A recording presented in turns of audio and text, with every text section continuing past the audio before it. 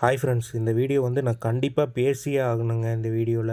ஏன்னா கடந்த பிப்ரவரி 6ஆம் தேதி பிரைவேட் பஸ் ஆக்சிடெண்ட் ஆச்சுங்கள.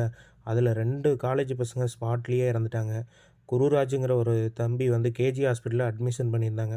ஆனால் அந்த தம்பி துரதிர்ஷ்டவசமாக மூளைச்சாவு அடைஞ்சிட்டாருங்க.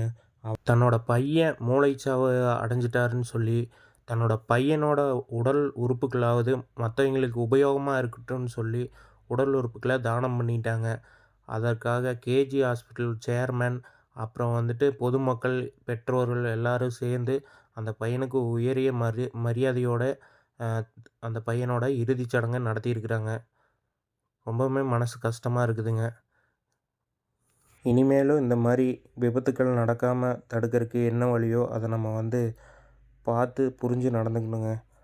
முடிஞ்ச வரைக்கும் பொறுமையா போயிட்டு பொறுமையா வரணுங்க. அது எந்த வண்டியா இருந்தாலும் சரி, எந்த டிரைவரா இருந்தாலும் சரி, எல்லாருக்குமே அதுதான்.